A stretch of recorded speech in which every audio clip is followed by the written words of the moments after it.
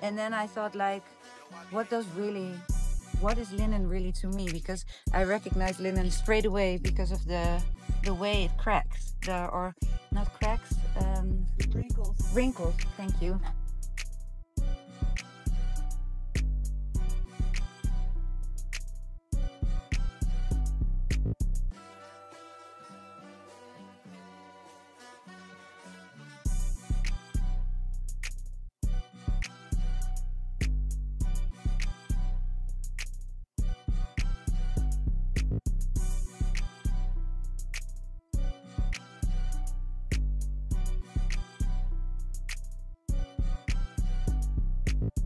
Well, I mean, it's a fact that it's a colonial construct, but how does that make us feel?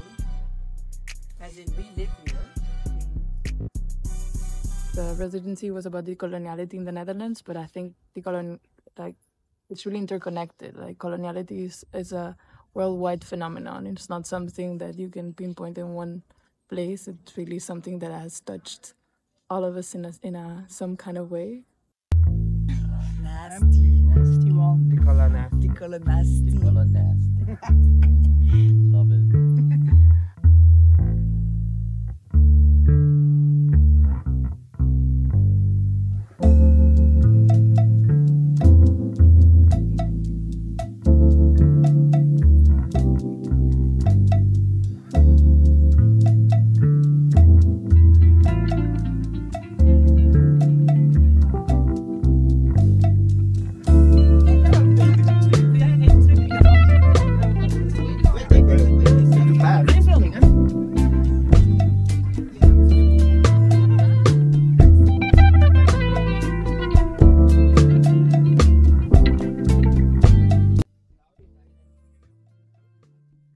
For me, when I first started fabric, it's actually for me very connected to colonization, because in a lot of books I read, I know they had like a standard list what to take to the tropics if you were going to colonize there, and it was always linen suits, and this is of course a linen.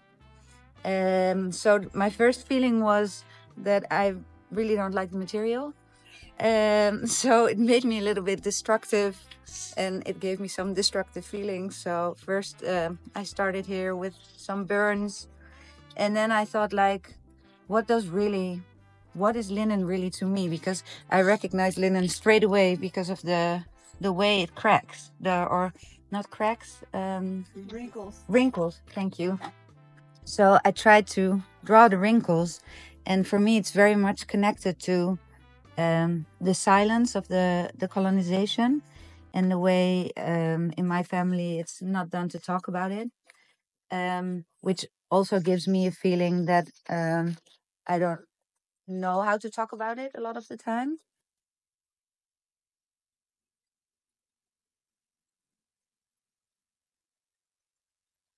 I tried to respond or acknowledge the invitation by the eco community from Colombia, the Weaven letter of invitation, to think rooted. So I think for me personally, I've been trying to figure out for a very long time where I belong, where my roots are. And then the community kind of like invited to think from where you are rather than from where your parents are or where you were born, or, you know, all those cultural heritages. So I kind of like challenged myself in a way to just work with the earth. So I first started with crushing mergel with just water from here, and then really having my fingers in it, and I literally just started playing with it with my fingers. And then this earth is from the tree that has kept us company all week. So again, I crushed it just with local water, and then I started adding it. These little branches are from another tree that is keeping us company all week. And so I started with a thread from the linen, and I just kind of like wanted to attach it to it. But then again, it's also looser, because sometimes things are tight, but then it kind of becomes more loose. And here, this one, I joined another branch, but they also separate again. And so this is more or less like trying to figure out what happens when we take threads out, because we have had conversations where a fabric is more or less all of these threads collaborating into a fabric. But then what happens if you pull some out? Is it still having the same function, or are there things missing? And then the technique of this kind of like embroidery is that you actually take a thread and you put it back. So I really like that idea. Can we take something out and can we put it back? But then I guess it always becomes something else, something different. And so right here, again, with the thread of the fabric, I first made a braid. I braided some of the threads because I wonder, you know, this is one way of bringing together threads, weaving, but then again, braiding is another way of bringing together the threads and making a material. And kind of like as a conclusion after this week of reflecting, I wanted to go back. What started the reflection in the first place with the word rooted. And that's really my contribution.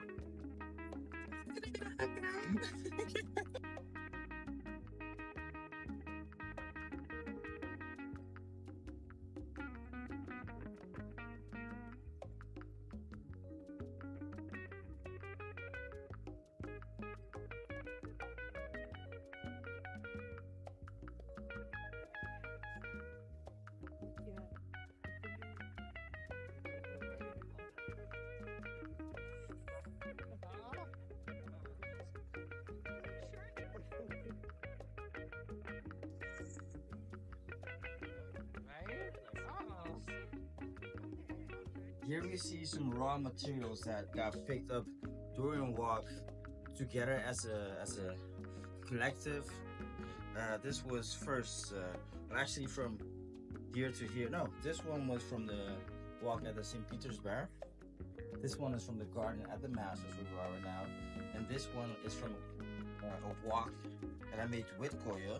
Just taking some quality time together, talking about our perspective, about the week, reflecting, and then all of a sudden I see this, and I remember how we spoke about it as a collective, about taking these stones, for example, and making paint with it. So I started here, and an important fact for me was, besides taking things that's very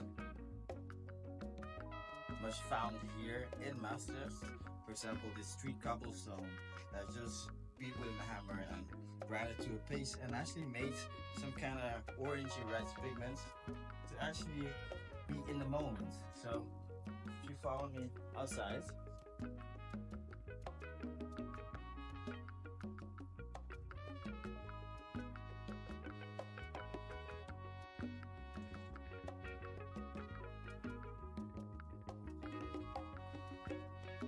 so here you can see some of the colors of how it turned out, and for me this is the first time actually using quote-unquote natural pigments, so I really didn't know what to expect. And for me the whole process was the first time I actually took a step back from conceptual thinking to the making process and figure out what it needs to actually make the story, to actually throw the story and conceptual thinking away and just start making as a child. And the interesting thing happened is, while making it, at different points my brain still wanted to go back to the conceptual thinking, so started making all kind of connections actually between what's happening. Today I started with these very long lines in which I tried to connect the different works of different people to see to see if in that way I can also connect the different works. And because for me it's very important to always try and find, or that's also something I figured out today again and this week, is that it's very important to try and find personal, to make topics smaller than they are, so that everyone can relate to a topic. And I think that's what this cloth also did, is that because you start from something personal, new topics pop up. You get a better understanding of your own vision and point of view on a certain topic. And yeah, I think that's basically the most important thing to find small doors that can be opened to get a better understanding of what different people think, and also to make it possible, to make it accessible. And I think this cloth is a very accessible cloth because it's a mess. And I think a mess is always inviting because then there's not much you can do wrong. And I think that's also very important, that it's that trying is a way of getting somewhere. And as long as you try your best in doing the right thing or making other people feel comfortable, I think that's very.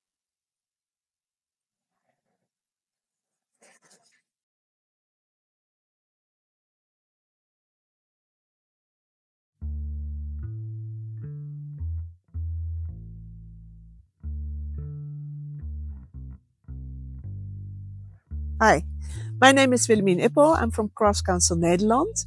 We're the platform for creative crafts. And craftsmanship and the hands are so underestimated in our society nowadays. It's all about the head and the knowledge. And we as Crafts Council think that we need the hands, we need the head, but we also definitely need the heart. So this connection between it, that's what we want to reestablish. And also we're working every day to establish this in the Netherlands again. Yes. If you see what I'm wearing today, this is a very old skirt from a small village in the Netherlands named Staphorst. And the women spun their own wool. They had to spin like 1.5 kilos for one skirt. So then they brought it to the weaver. He's still alive, Dirk Kok, and he was weaving until the 80s. So it's only like 35 years ago that women was still a tradition in doing this. And then the girls got educated. They were wearing their beautiful skirts, and they were educated in the next village. And then they said, "Whoa, this boerentrine, you know." And so they switched to fashion. Well, my mother had a big textile shop, and people came, bought their fabrics, and made their own beautiful dress or skirt or whatever, you know. And then fast fashion came, and we were all happy, you know, because then it was available. You could choose, and people like we all don't know where our textiles are coming from. You know, it's very hard to know because you don't know the whole process anymore. And what we do is the linen project. We do it from seed till fabric. And we have, well, Joan will tell more about this, but we only took 4 steps to make our beautiful fabric. And also with this skirt, you know your own sheep, and you were spinning it. Someone was weaving it. It was dyed in a village next to Staphorst, and that's it. You know, and from what we are wearing nowadays, you can't say this anymore. So we're detached from our ground, from our soil, from our community, from our making, which is a loss. What I think, for me personally, craftsmanship and crafts and working is an international language. You know, you can understand by working next to each other, you understand. And if you see making hands and you know what someone is doing, you understand without talking. So, and that's also for me the spiritual connection between all the people. And we are losing this. And we don't understand this deep craftsmanship anymore. You know, if you look at basketry, for an example, no baskets are made by machines. It's all handwork. Imagine this walking in the IKEA. It's all made by hand, but it's not very deep craftsmanship. The people who are making it can do much better than what they make for IKEA. So, we should cherish and also, teach our children what deep craftsmanship is, and if you knit your own sweater, it's a different feeling than when you buy something from H&M. Craftsmanship is, as we know it now, is anonymous. It's made by hands. It's like a gift from God, but it are people who are very skilled, and we know the designers. In fashion, we know the designers. We know all the big brands, but we don't know the hands. So let's cherish the hands. But going back to emotions, that's really important for me, as I'm pretty rational in the sense how I approach this kind of topics, and also maybe the design that also feels like I am part of the system, I belong to the system, but I want to, as soon as it becomes more structured, I really try to take another approach. I was thinking, when as an individual, you sometimes feel alone, but then when you can connect, you feel at home, and you feel at home with people that you are with. Then your individual powers can become stronger and can connect. So what you see here, and you can empower each other, but also what you see here, empower the cloth, but in different ways and with different connections. And you can see you can be very structured. Okay, you can organize events and bring people together, but it can be also organically, and sometimes you're only with two people, and sometimes you will with much more. There's a lot to do also about interrelational connections. And I think of, we are not really part of the system, but we can also be part of togetherness. Because I don't know, maybe I also need systems to feel somewhere at place. After you leave your home, maybe that offers some houvast. Or a sense of safety, maybe? Support, sense of being, belonging. Yeah, belonging. So we're talking about the colonial system, but I do need some systems, and that's why I think going back to relationships, going back to emotions, can maybe help me to get out of the modernity system of progress, of having.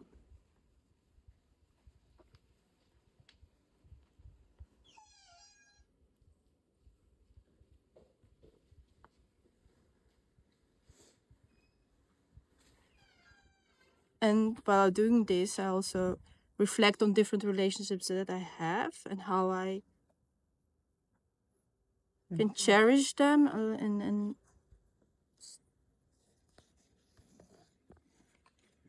explore different ways to continue them.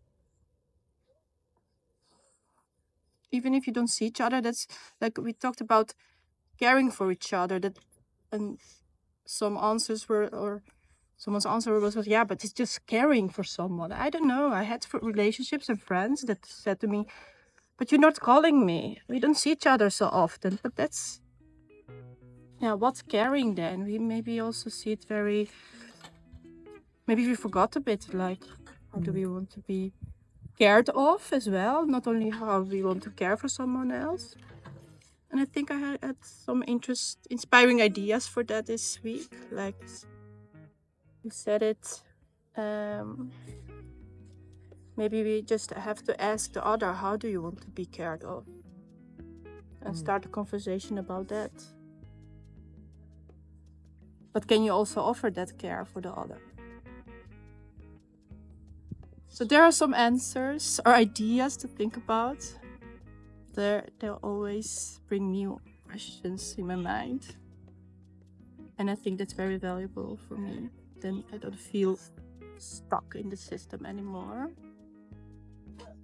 First of all, like I am half Algerian, and Algeria has a big like decolonial history, and I'm looking around culture and around my culture, and without the whitenesses, in a very like pure way, and this decolonial came like very naturally, because I was like directly working with Annie Lapointe, which is one of the biggest decolonial icon in Algeria. And because I want to see, it's funny because I think my way of seeing Algeria is not the same for people living in Algeria. And I'm so attracted by traditional things, very historical things. And I know sometimes they're really more attracted by Western things. So it's very also interesting. But I think this way of working has really powerful meaning in terms of decoloniality, because you really go back to the essence. And this is what I want to do with my work. But I'm not saying like, oh, I give an answer to what decoloniality is, you know?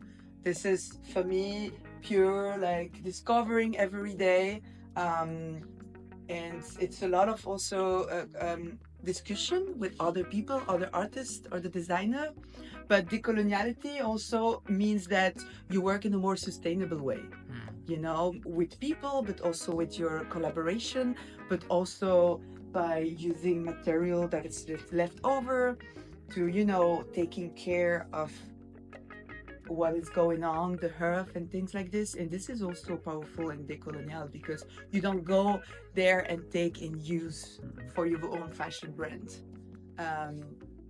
And that's also a part of decoloniality in my brand. And yeah, and so I guess I represent some sort of like North African woman who's designer, and that's also part of the decolonial process, I guess. To be also in this institution, to get more voices and more visibility. Of a lot of things, like in terms of aesthetic, in terms of how you get knowledge in the academy, it has been very white oriented, and the rest was maybe seen as ethnic. And so I think in that way there is like or it has been just used for some collection or things like this. But how do you really work and give power to all that craftsmanship, history, beauty in your work without just using it? This is also sometimes I'm thinking, because I was using those women part of like postal cards. Those pictures are made from I guess French photographer, part of the colonization in Algeria. And I was like, okay, I like it, but it can be material. It's a material that has been made by the colonization, you know. But so I was thinking, is it really a good idea to use it? But at the end, I think yes, it is, because you give them back the power, maybe, because you put in the right place. And I think, I use that woman in many different t-shirt fabric, and I think I always take care to give her some powerful place, like iconic, you know, person that you put on your t-shirt, things like this. And that's a way to give back the power. I think it's a very transformative, energetic work also, I guess. I'm Sandra Niessen. I'm an anthropologist. I've worked in Indonesia for about 45 years, not living there constantly, but going back and forth to Canada, where I grew up, and now to the Netherlands, where I'm living. And I have been working on the textile traditions of Indonesia, and specifically of the Batak people of North Sumatra, for all this time. And your next question will certainly be, why is coloniality a part of my frame of work, of thought? And that has an awful lot to do with my work in North Sumatra. I saw a textile tradition that was already in sharp decline when I started my work, and now I see it's in much greater decline. And I realize that there's little space that the world offers today for traditional crafts. And that's one of the things I explored for many years in many ways.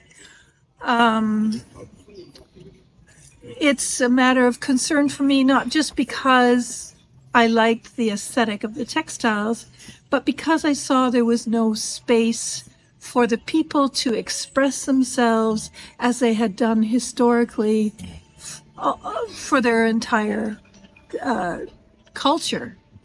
And that's what upset me. And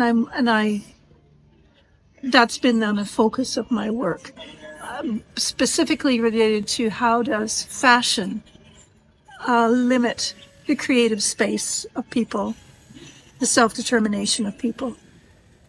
Because I've always seen fashion as a catalyst for coloniality.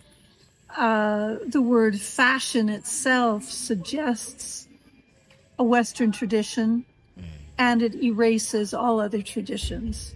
So how can this fashion be a catalyst for decoloniality? Well, then I say it would require a complete transformation of the fashion system to be something that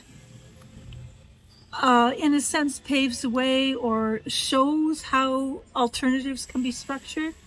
I'm so excited to see nowadays, as people are concerned about the physical environment and how we're destroying our planet, and realizing that the size of the fashion system is, and not just the size, but also the way of working of the fashion system is a huge problem in that mess of destruction.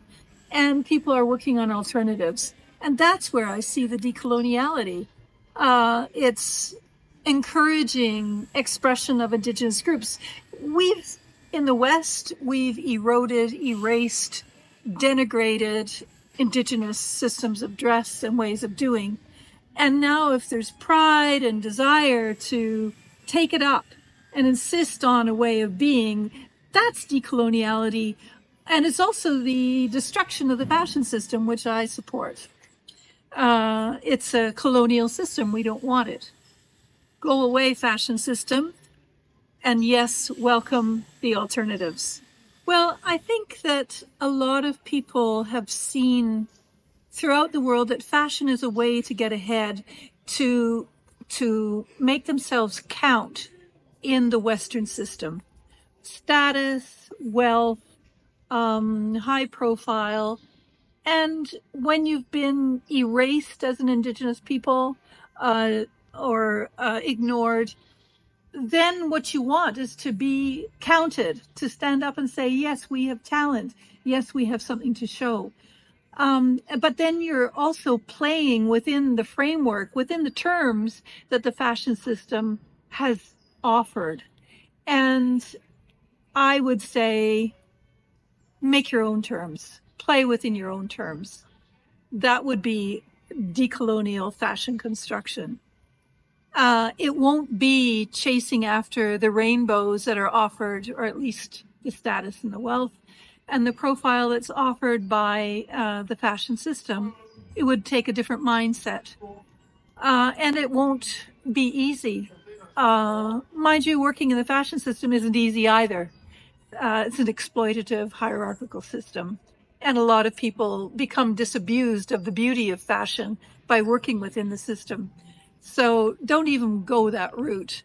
Take your own route, and don't think in terms of professional designers and brands and all of that. That's taking your cues from the fashion system. Do something unique. Work with your community. Take your grandmother's words and turn them into some kind of style. Professionalism isn't needed. What's needed is contact with each other and the possibility to generate something totally creative and unique in the world. and it doesn't have to be vetted by some sort of authority in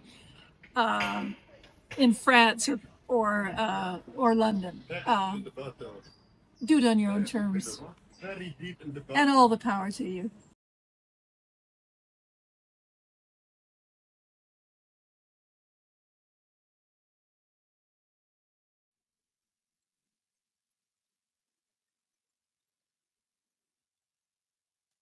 So we started with the flowers, the indigenous flowers that were taken from the wall through the wall.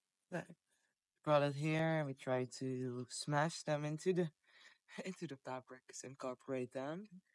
Um, because of all the colors, and yeah, it was also a different connection with calling them indigenous flowers, but also taking them to put on the linen. So it's also a bit of like a contrast in that. Well, the smashing didn't work as properly as we wanted to, but that's also why I guess the flowers are now as well coming in to bring some light and symbolize a bit of the hope. Hopefully, finding a way to work within the system. Yeah, to be a bit more like connected to the earth in a sense. I think it was less about the smashing, but more about like using the natural resources and trying to do it in the most earthly way possible. You know, this idea of earthing and worldling. Well, anyways, Earthing and rooting, yeah. Earthing and rooting, yeah.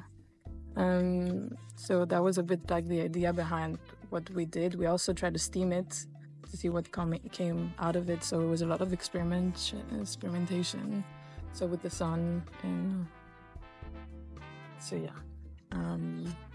And then what I'm doing now, it's a bit. So this was originally holding the fabric together. So it was like in a ribbon, and I don't know, I'm just going with the flow. And I think that this doing, you know, like using my hands to do a collage of different things, and it's mostly about the colors, not really about the patterns or anything. So I guess it's like painting with fabric in a sense, quote unquote, just because of the color combination in a sense.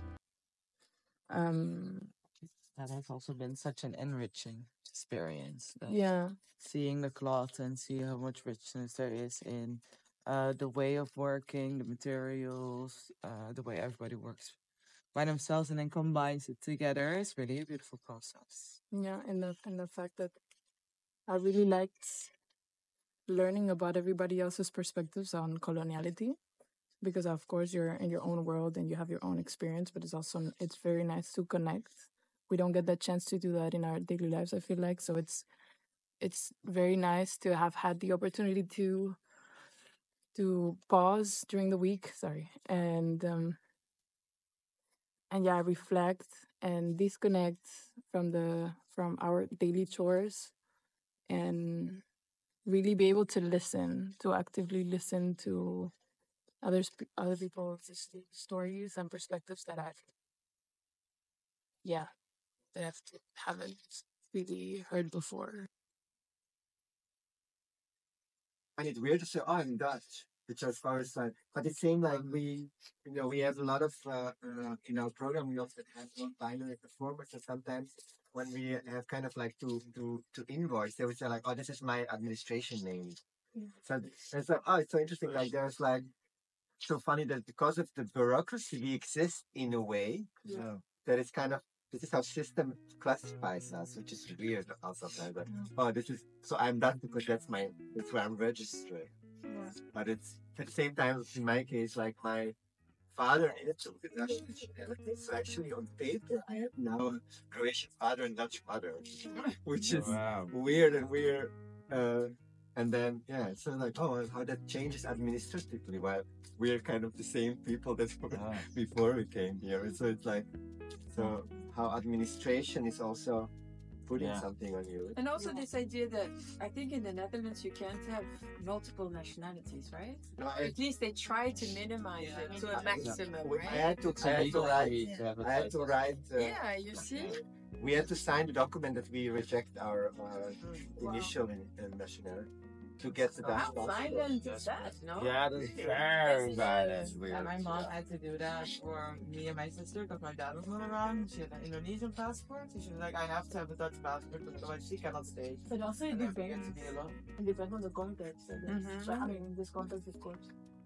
Yeah, when you mean like maybe if you wanna not be associated with your country. Yeah, some people want that. Because but you in also have general- all the refugees, right? Who feel like their country did them so much violence that they're actually happy to take Yeah. on another nationality. You know, that's interesting still- because But like, because for example, in the case of Haiti, Mm-hmm. like you're only allowed to be Haitian. You don't have to be anything else. Mm-hmm. Even if you live in the US and there's a case of a lot of Haitian Americans. yeah, in Miami. So then it's like,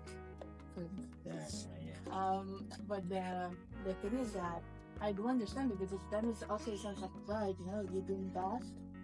So it depends on the country that you're talking about. Yeah, for sure. No, I think Because you have a lot of power, or if you know, Because some passports are stronger than others. yeah, no, but because but also because imagine, I did this, for example, that is done in Haiti because we have a lot of resources that resources works, and imagine an American having double nationality, being part of the government, and then having the right to exploit the land that he's also part of. So then I do get it, you know, and it's Yeah, so that's this crazy. passport. Yeah. Which you realize, wow, and then I remember I was at it was Skopje Fashion Week in Macedonia, which is also part of Yugoslavia, and Bulgaria. There is like some kind of thing that Bulgaria considers Macedonia actually that should be part of Bulgaria. So what they do, and Bulgaria is part of European Union, but Macedonia is not. So a lot of young people from Macedonia are leaving through Bulgaria. So what Bulgaria does, very kind of strategically, they offer young people from Macedonia a passport, a nationality of Bulgaria. In a way, they kind of colonize them, and through that, these young people leave to Europe. But at the same time, these young people, I spoke with one designer, he was like, I don't care, I just want to leave this country, so if that's the way how I get it, then I do it. But at the same time, it's also kind of like there is a strategy in a country taking people and then nationalizing. It's like, wow. Yeah, exactly. There's a strategy to that. There's actually a strategy behind it, and it's not a strategy that's written out, but you hear it when Power. you hear it when people talk about it. Like, oh, this is what happens. It's same in Andrea. Maybe you know, like what, for example, Croatia is doing. It has to do with religion. So what they would do? A lot of people from Bosnia that are Catholic, they can get a Croatian nationality just because of the religion, and then. So they've bought double, and then it's like, oh wow! So you just get it just because of that. And how do you prove that you're Catholic? You get like a card that says Catholic. Yeah, you just know it, and usually you register in church. But those are all. You have to be baptized. But how do they know that you're baptized? Because it's written, right? As well somewhere. Yeah, you have it on your. So, but all of these, and also often religion is very messing up things. Yeah. But that, yeah, I noticed like that the power of passport. It's so weird, right? Yeah, my sister had an Indonesian passport and she went to Asia. She had to wait super long instead of her classmates with a Dutch passport. Yeah. Had to wait very long. That's why she also took out her Indonesian passport and went for Dutch because she just wanted to travel without hassle. Yeah. And it's weird that the Indonesian passport is like worth almost nothing. If you compare it to the Dutch, you know, it used to be also like a Dutch colony and all that, but now it's just worth almost nothing when you go there and you have that passport. Yeah, There's a lot of things you It's have to crazy do. because different former colonies of Holland have different privileges. For example, from Curaçao, I get all the privileges that Dutch people have, almost every one of them, except for if I have to borrow money. Sometimes it's difficult because my parents, even though they have the Dutch passport and they're in the Dutch, well, I would say, countries, they still don't recognize the banks there for when borrow. They're like, oh, that's too much of a liability. But people from Suriname, especially people that got in after. to be continued like this. Thank you, production. Thanks for sharing.